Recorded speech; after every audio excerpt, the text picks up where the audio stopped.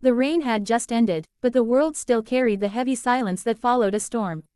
The air was cool, almost too clean, the kind that seeps into the bones and reminds you of everything you've lost.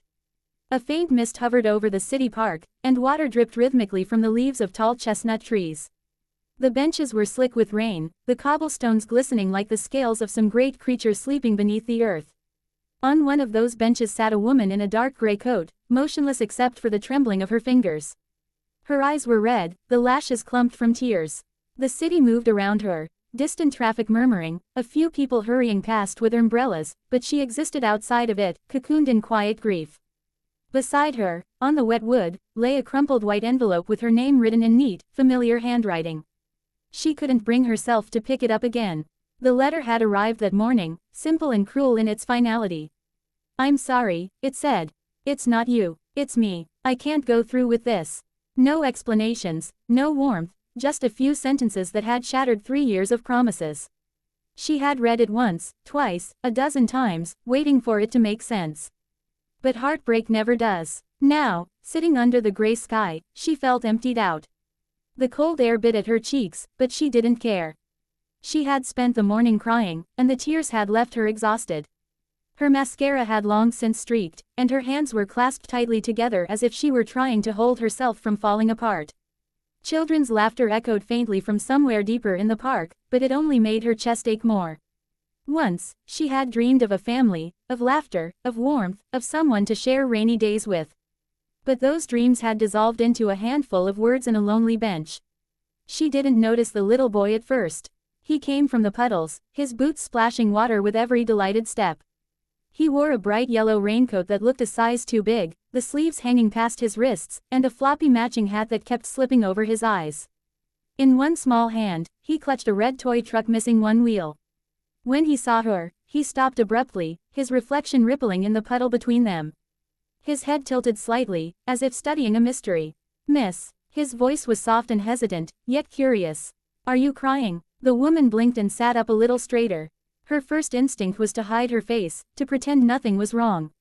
"No, sweetheart," she said, forcing a small smile. "It's just, the rain got in my eyes."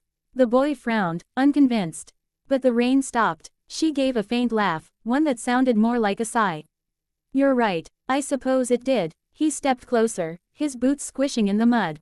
"You're sad," he declared, not accusingly, but with the blunt honesty only children have. She looked down at her clasped hands. "Maybe a little." The boy shifted his toy truck from one hand to the other, his small brow furrowed in thought. "My daddy says it's okay to be sad sometimes. But when something's broken, he fixes it." Her heart gave a small, painful twitch. She turned her head toward him, studying the sincerity in his brown eyes.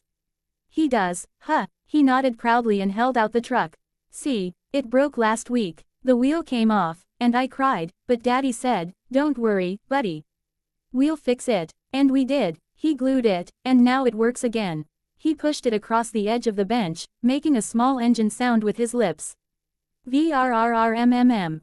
The woman couldn't help but smile. It was small and fragile, but it was real, the first since that letter had arrived. "Your daddy sounds like a very good man." "He is," the boy said earnestly, chest puffed out with pride. "He fixes everything. Chairs, clocks, my truck, even mommy's old lamp. He says nothing's too broken if you care enough to fix it."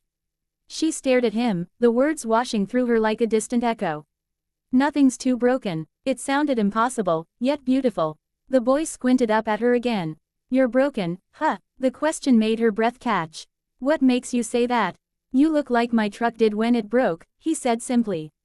"Kinda sad and quiet." She laughed softly, a tear slipping down her cheek before she could stop it. "Maybe you're right." He looked troubled for a moment, then brightened. "It's okay. Daddy can fix you too." Her heart clenched. "Oh, sweetheart," she whispered. "Some things aren't so easy to fix." He didn't seem discouraged. "Daddy says everything can be fixed, if you don't give up." Before she could answer, a new voice joined them, a deeper, kind one that carried the warmth of patience. "Ethan." The boy turned around immediately. "Daddy." A man approached, holding a black umbrella in one hand, his other hand slightly raised in apology. He wore a flannel jacket over a faded blue shirt, his jeans damp from the wet grass.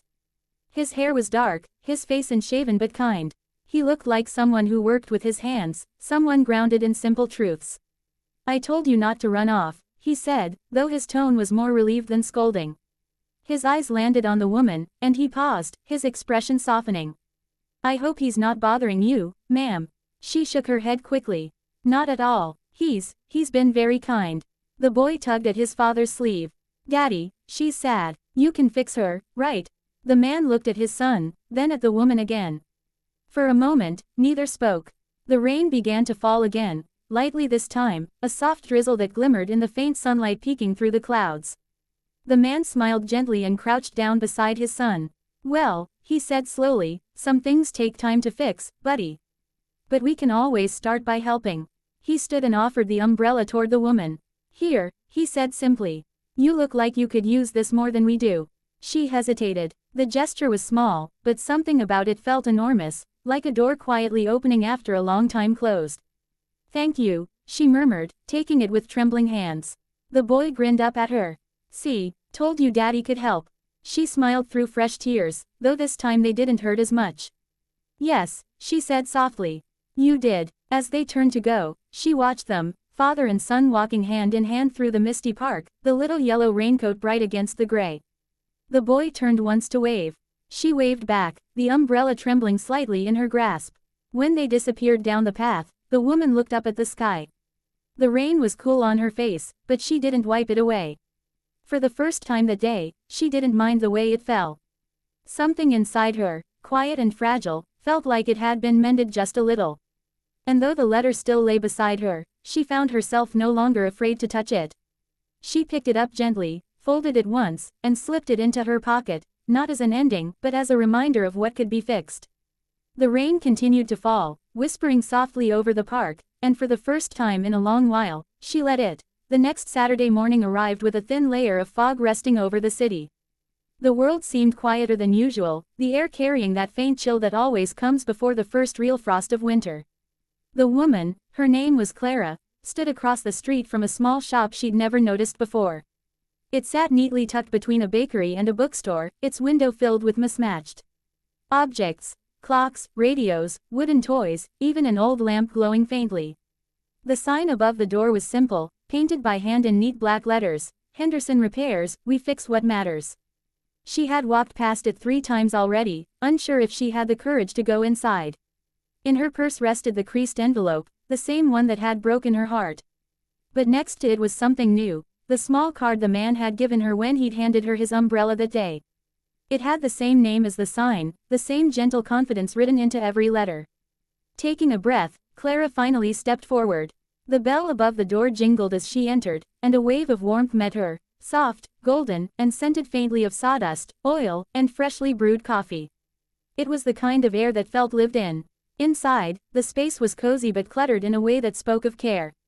Shelves lined the walls, each one full of small miracles in progress, old radios waiting for new wires, lamps half assembled, a grandfather clock ticking unevenly as though it were learning to breathe again. Behind the counter stood the boy she had met in the park. He wore the same yellow rain hat, though the sky outside was clear today. He grinned when he saw her, the smile lighting his whole face. "You came," he exclaimed, almost bouncing. "Daddy said maybe you would." Clara smiled, surprised at how easily his excitement reached her. "Yes," she said softly. "I thought I might bring something for your dad to fix." Before the boy could reply, a familiar voice came from behind a curtain in the back. "Ethan, who's?" The man stopped mid-sentence as he stepped into view. "Oh, hello again." Clara felt a flutter of awkwardness. "I hope I'm not intruding. Your son mentioned your shop, and I thought I might visit." He wiped his hands on a rag and smiled, the same calm expression she remembered. "You're not intruding at all. It's good to see you." "I'm Jack, Clara," she replied. "Nice to officially meet you." He nodded toward the counter. "So, what can we fix for you today, Clara?" She hesitated, then reached into her purse and pulled out the envelope. Its edges were bent, the paper soft from being held too tightly too many times. "This," she said with a nervous laugh. "Though I doubt it's something you can really fix." Jack looked at it, understanding flickering in his eyes. "Sometimes people bring things that don't need tools," he said gently. "Sometimes they just need a place to rest while they figure out how to start again." Clara felt her throat tighten. That's kind of what I was hoping for. Before the silence could grow heavy, Ethan tugged at her sleeve. You can fix my truck again if you want, he said, holding out his toy proudly. Daddy said every fixer needs a first project. Clara knelt beside him, smiling for the first time that week. Then I guess I'll start with that. Jack chuckled softly. That's a good idea. Come on. He led her to a workbench near the back of the shop. It was covered with tools, jars of screws and bolts, a soldering iron, and a cup of coffee that had long gone cold.